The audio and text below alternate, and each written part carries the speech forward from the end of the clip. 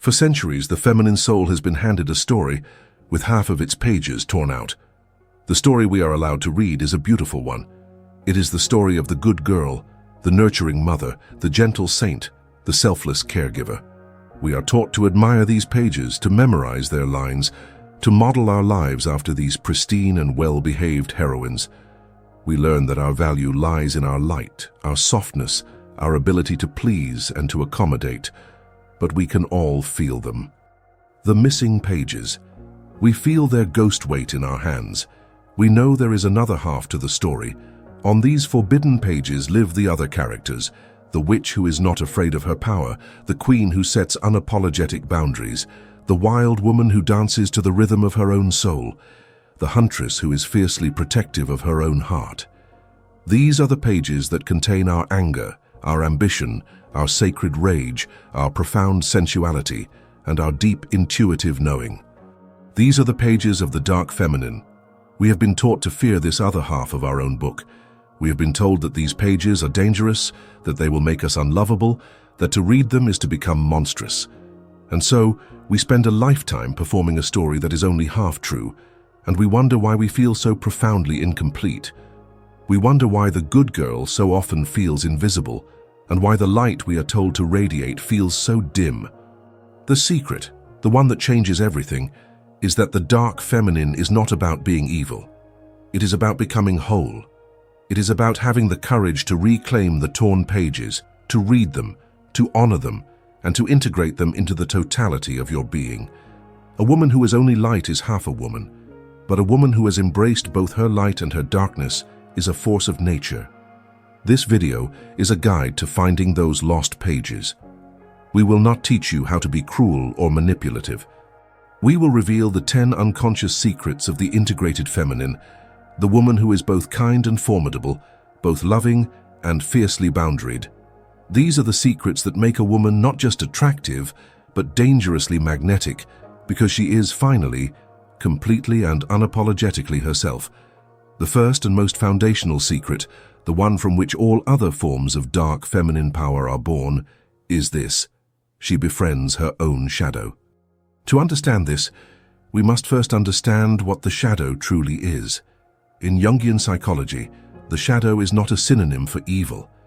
It is the psychological basement of our being. It is the dark, unseen place where we have stored every part of ourselves that we were taught was unacceptable. It is the home of our unnice emotions, our rage, our jealousy, our grief, our ambition, our so-called selfishness.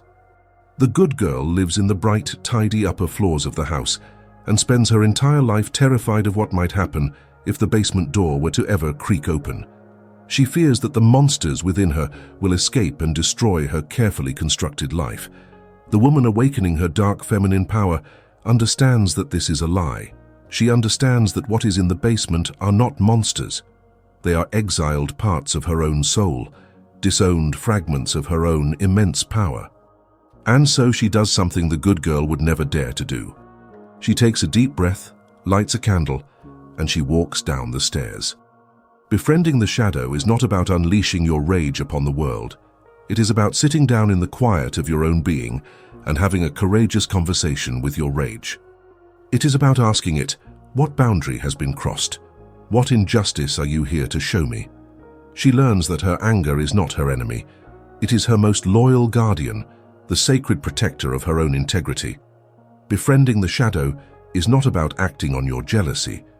It is about seeing jealousy not as a sign of your own insecurity, but as a fierce and holy signpost, pointing directly to a deep desire you have not yet given yourself permission to own.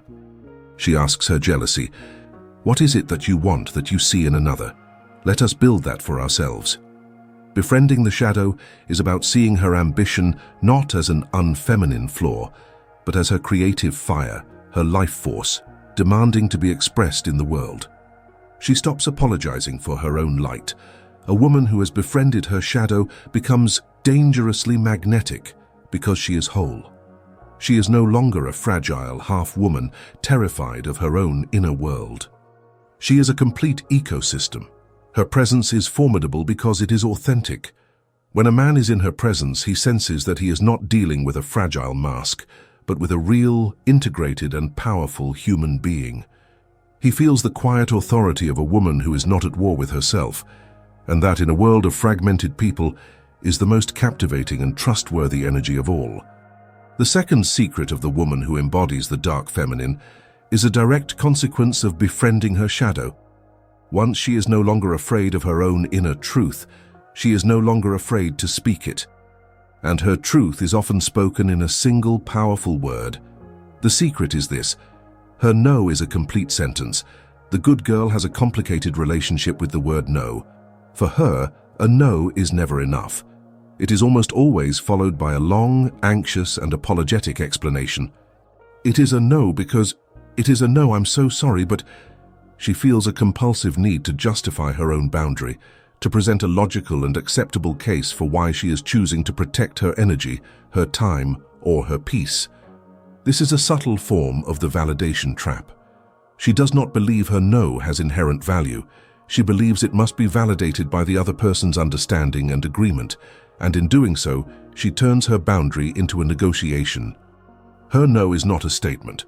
It is an invitation for a debate. Think of it this way. A weak, over-explained no is like a leaky fence. It is a boundary with holes in it. Your energy, your power, and your credibility leak out through the holes of your own justifications. The other person can sense the weakness, and they will often continue to push consciously or unconsciously, knowing that the fence is not solid. The woman who has integrated her dark feminine power understands that she does not need anyone's permission to have a boundary. Her no is a solid stone wall. It is not angry. It is not aggressive. It is simply and unshakably there. It is a calm and clear declaration of her sovereign territory. What does this look like in practice? When she is not available for a date, she does not offer a long story about her busy schedule. She simply says, "Thank you for the invitation, but I'm not available." When she does not want to do something, she does not invent an excuse. She simply says, "That doesn't work for me." Her no is a complete sentence. It has no appendix, no footnote, no desperate plea to be understood. This is dangerously magnetic because it communicates, on a profound level, a deep and unshakable self-respect. A man respects a solid wall. Add signals to him that he is dealing with a woman who knows her own territory and who is not afraid to protect it.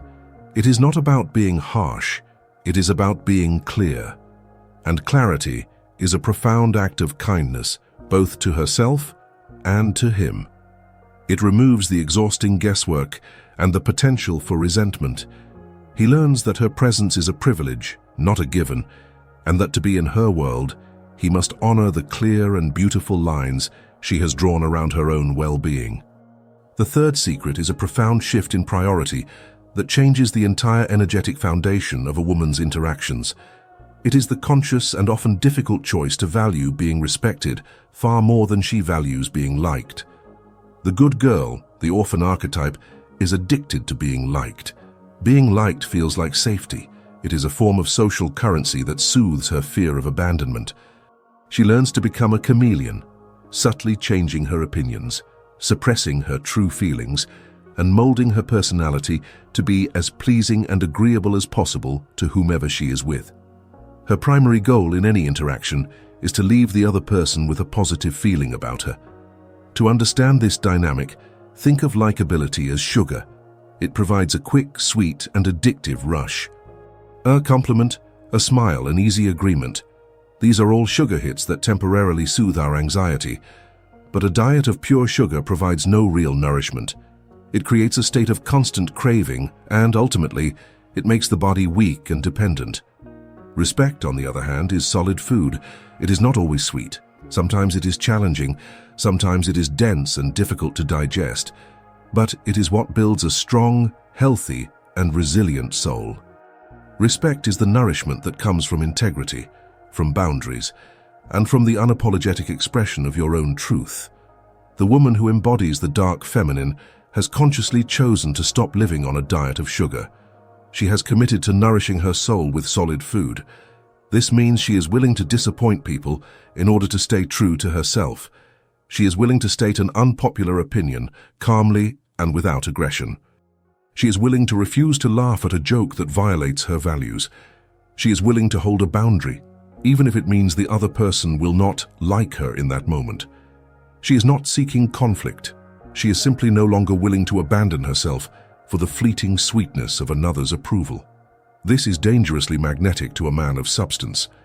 Any man can find a woman who will agree with him, who will flatter his ego, who will make him feel liked. But he will never on a deep level respect her, because he intuitively knows that her agreeableness is a performance, a strategy for survival. When he encounters a woman who is willing to risk his disapproval to stay true to herself, something profound is triggered within him. It is a deep and powerful sense of admiration. He realizes he is not dealing with a people pleaser. He is not dealing with a child seeking approval. He is dealing with an equal, a sovereign. A woman whose sense of self is so solid that it is not for sale. He may not always like what she says, but he will always respect the woman who has the courage to say it. And in the long-term landscape of the heart, the desire that is born from this kind of deep respect is infinitely more powerful and enduring than the fleeting pleasure of being liked. The fourth secret of the dark feminine is the mastery of a tool that our noisy, chattering world has completely forgotten. It is the understanding that her silence is a form of immense power, not a sign of passivity. In our culture, a woman's silence is often misinterpreted. It is seen as weakness, as submission, as a lack of opinion, or as an empty space waiting to be filled by a man's voice. The good girl learns this lesson early. She learns that to be seen as agreeable and non-threatening, she must not hold her silences for too long. She must fill the space, offer her thoughts, and prove that she is engaged and attentive. The woman who has integrated her shadow knows that this is a profound misunderstanding of power. She understands the difference between the silence of a victim and the silence of a predator. No, not a predator in the sense of one who harms, but in the sense of a great panther sitting perfectly still in the branches of a tree. Its stillness is not a sign of sleep or of weakness. It is a sign of immense coiled power. It is a state of total awareness, of observing everything, of conserving its energy for the precise moment it chooses to act. This is sovereign silence. Think of the difference between a shallow, babbling brook and a deep, still well. The babbling brook is the energy of constant, nervous chatter.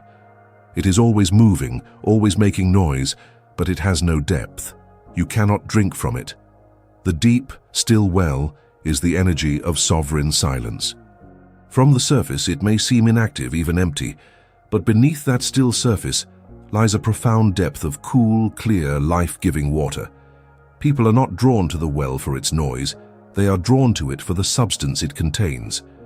What does this look like in practice? In a group conversation, she is not the one who needs to dominate the discussion or prove her intelligence with a constant stream of commentary. She listens, she observes, she holds her own energy. Her silence creates a vacuum in the room, a space of calm that often makes others feel compelled to reveal more of themselves than they intended. They begin to fill the space she is holding with their own truths, their own anxieties, their own stories. And when she finally does choose to speak, her words have an incredible weight. They are not born from a nervous need to be heard, but from a deep well of observation and thought. Her words land with the force of a perfectly aimed arrow because they were drawn from a bow of stillness.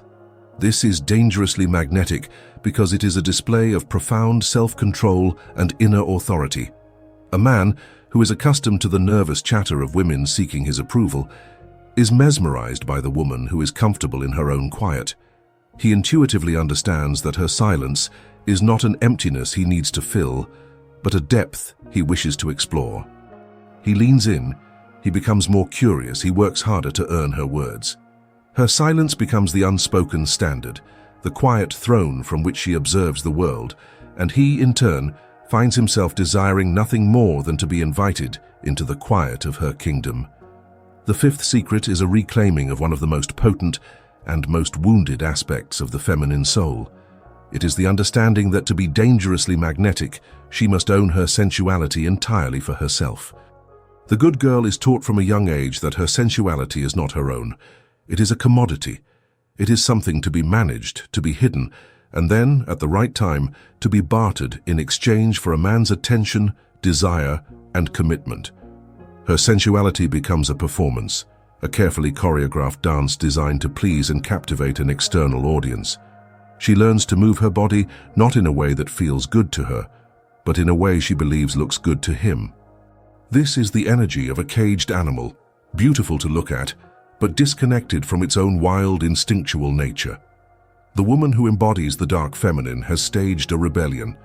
She has broken the lock on this cage. She understands that her sensuality is not a performance for a man. It is a profound and sacred expression of her own life force. It is the overflow of her own pleasure in the simple act of being alive and in a body. This is the energy of our wild woman archetype. Her sensuality is not performative, it is primal. It is in the way she savors a piece of dark chocolate, closing her eyes in a moment of pure, private bliss. It is in the way she feels the warmth of the sun on her skin, not as an observer, but as a participant in its embrace. It is in the way she dances alone in her kitchen, not because someone is watching, but because the music has moved her soul. She is not trying to be sexy, she is simply and unapologetically sensual. This is a profound and crucial distinction. A performance of sexuality is an attempt to get a reaction from a man. An embodiment of sensuality is an act of deep connection with oneself. And a man can feel the difference on a cellular level. He may be momentarily aroused by a woman who is performing for him. His ego may be flattered, but he will be deeply, and sometimes terrifyingly, captivated by the woman whose sensuality is not about him at all. When he witnesses a woman in a state of authentic, self-contained pleasure, it triggers something primal within him. It is a mix of awe, of reverence, and of an intense desire to be allowed into that sacred, self-sufficient world. Her sensuality becomes magnetic precisely because it is not a bid for his attention. It signals a woman who is a source of her own pleasure, who is not looking to him to be her source of aliveness. This is the ultimate sign of a sovereign being. She is not a thirsty well waiting for his reign. She is the ocean itself, full of her own tides, her own mysteries, and her own profound depths. The sixth secret of the woman who is dangerously magnetic lies in her relationship with her own pain. It is a profound and radical departure from the common narrative of victimhood. The secret is that she is an emotional alchemist, not a victim of her past. The good girl, when faced with the inevitable heartbreaks, betrayals, and failures of life, is often taught to adopt the identity of the victim. Her wounds become the centerpiece of her story. Her pain is a badge of honor that she carries, often unconsciously, seeking sympathy and validation for her suffering. Her past is a heavy anchor that defines her present reality. The woman who has integrated her dark feminine power refuses this narrative. She understands a profound alchemical truth, that pain is not a destination, it is a raw material. It is the lead that, with conscious effort, can be transformed into gold. She does not deny her wounds, nor does she let them define her. She uses them. This is the philosophy of our golden thread ritual, inspired by the Japanese art of kintsugi. She sees the cracks in her own history not as signs of damage, but as opportunities for a more profound and unique beauty to emerge. She takes the heartbreak and transforms it into compassion. She takes the betrayal and transforms it into an unshakable wisdom about boundaries. She takes the failure and transforms it into resilience. What does this look like in practice? When she speaks of her past struggles, it is not with the bitter, resentful energy of a victim. It is with the quiet, grounded authority of a survivor. She does not tell her stories to elicit pity. She tells them, if at all, as a testament to the strength she discovered in the fire. This is dangerously magnetic to a man of substance for a critical reason. A man is not attracted to a woman's wounds, but he is deeply and powerfully attracted to her scars. There is a profound difference. The wound is the raw, unhealed pain that still bleeds and demands to be fixed by another. The scar is the proof of healing. It is a sign of strength, of resilience, of a woman who has faced the darkness and has returned, not broken, but more whole and more beautiful than before. Her ability to alchemize her own pain signals to him, on an unconscious level, that she is not a fragile being he will have to constantly rescue.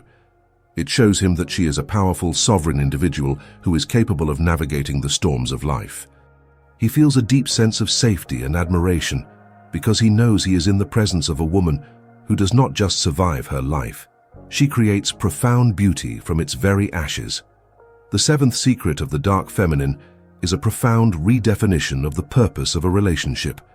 She has alchemized her pain and befriended her shadow, and therefore her motivation for connection is radically different from that of the good girl.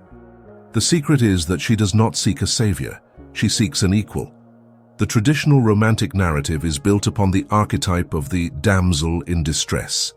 The woman is portrayed as incomplete, in danger, or lost, waiting for a heroic masculine figure to come and rescue her, giving her life meaning and purpose. This is the fantasy of the orphan archetype, the deep, unconscious desire to be saved from the responsibilities of one's own life. A woman operating from this wound will unconsciously present herself as a project to be fixed, a problem to be solved. The woman who has integrated her dark feminine power has killed this fantasy within herself. She has become her own savior. She has faced her own dragons, rescued herself from her own towers, and has learned to be the powerful, capable hero of her own story. Therefore, she does not enter a relationship looking for a man to complete her. She is already whole. She does not look for a man to provide for her because she has learned to provide for herself, emotionally, financially, and spiritually. She is not an empty castle waiting for a king to move in and give it value. She is a thriving, sovereign kingdom, and she is seeking an alliance with another powerful kingdom. This is the manifestation of our prize versus bonus philosophy. Her rich, full, and sovereign life is the prize. A man is not the prize, he is the cherished bonus. He is the king of another kingdom, with whom she may choose to form a powerful and exciting alliance, but the survival and the flourishing of her own kingdom does not depend on it. This is dangerously magnetic to a mature, masculine man for a simple reason. It is a profound act of liberation for him. A high-value man is not looking for another project. His life is already full of responsibilities and battles.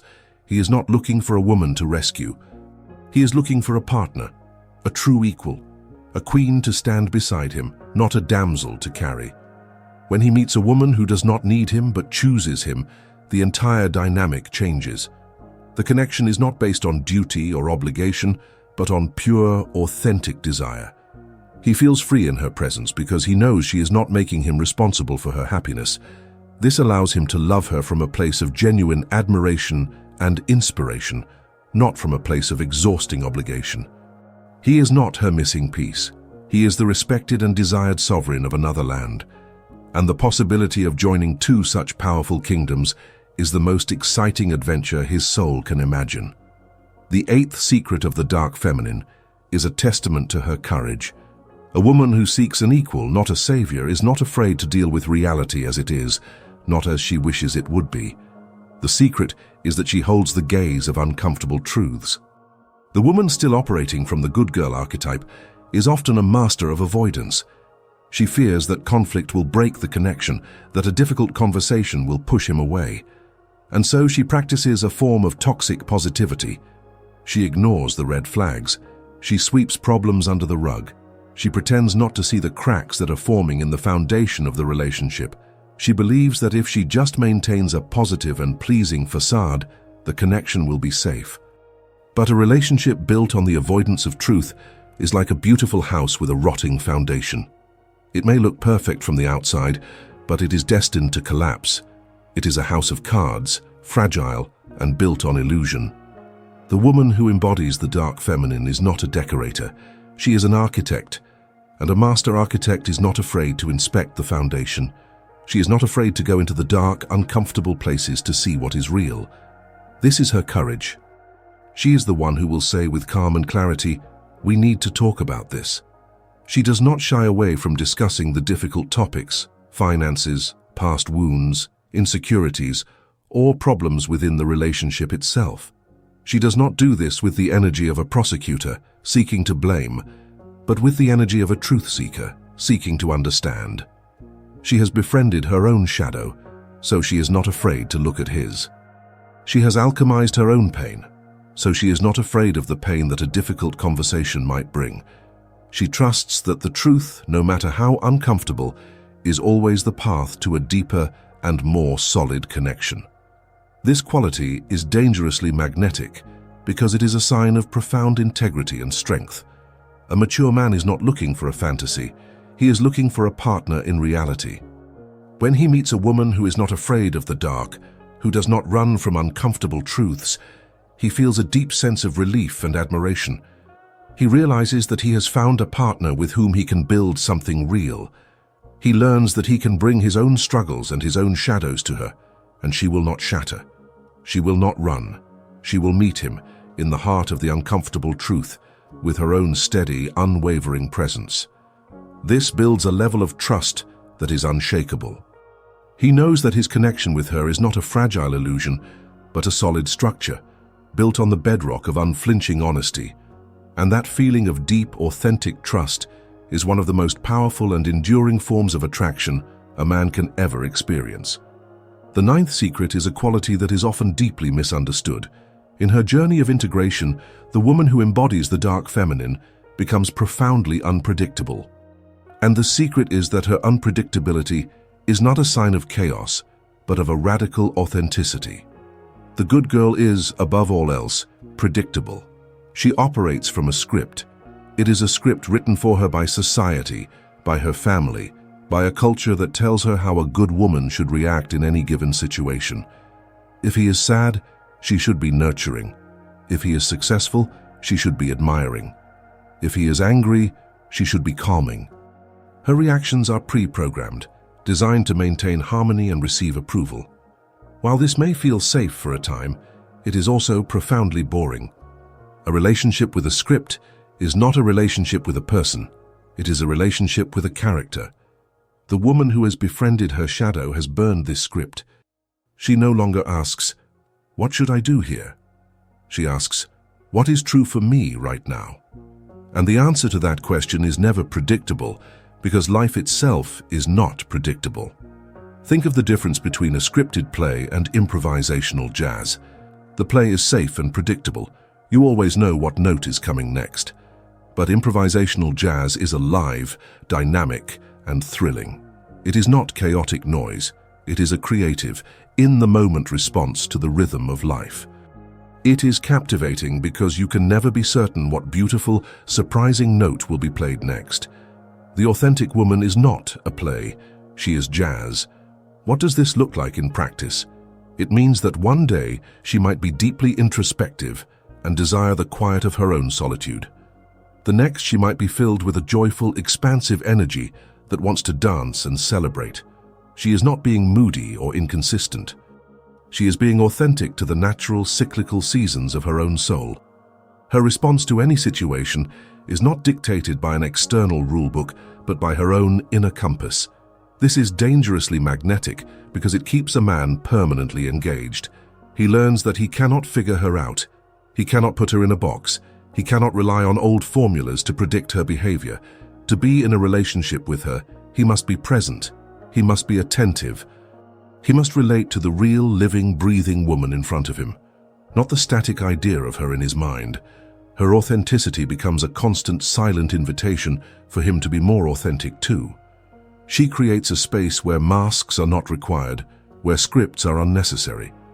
He is not just attracted to her, he is attracted to the feeling of aliveness and realness that her unpredictable authenticity awakens in him. We arrive now at the 10th and final secret. It is the foundation upon which all the others are built. It is the source code, the central sun around which the other 9 secrets orbit. Without this one, all the others are merely tactics, performances that will eventually crumble. The ultimate secret to becoming dangerously magnetic is that her validation comes from within.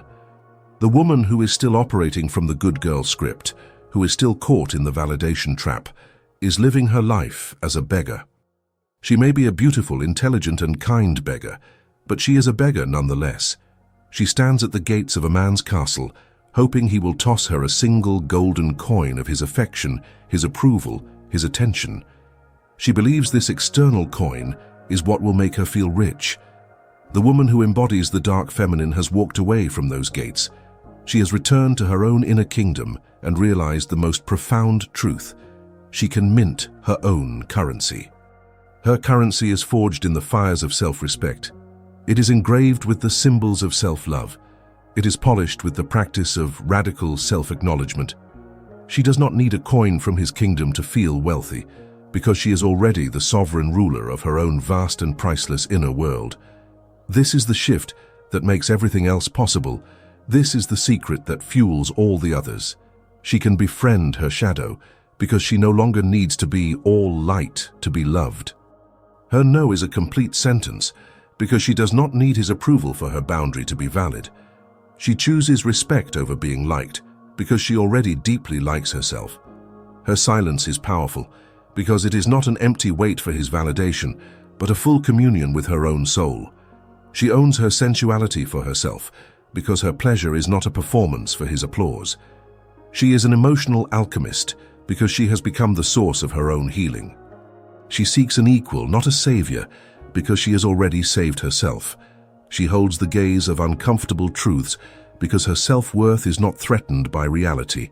She is unpredictable because she is loyal to her own authentic rhythm, not to an external script. The search for external validation is the ultimate source of all needy, repellent energy. But when a woman becomes her own source, when she learns to give herself the applause she once begged from the world, her energy becomes whole, self-contained, and unshakable. A man feels this on a level beyond thought.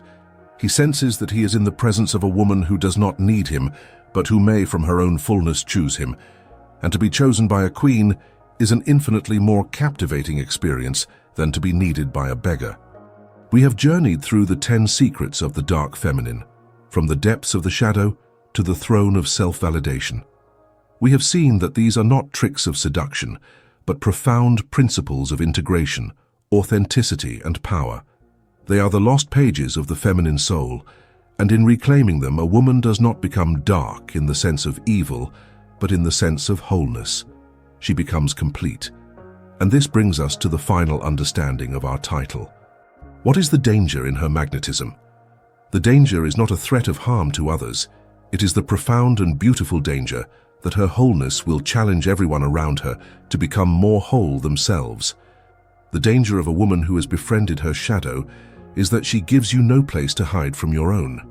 The danger of a woman with unshakable boundaries is that she forces you to learn the language of respect. The danger of a woman who has alchemized her pain is that she inspires you to take responsibility for your own. The danger of a woman whose validation comes from within is that she cannot be manipulated. She becomes a walking, breathing catalyst for truth. Her presence silently and powerfully dismantles the inauthentic, and to a man who is ready to grow, who is tired of the superficial games, this is the most intoxicating and irresistible challenge his soul will ever encounter. Her magnetism is dangerous only to the parts of him that are still asleep. To the deepest part of him, the part that yearns for a real, authentic connection, her presence is not a danger. It is salvation. It is home.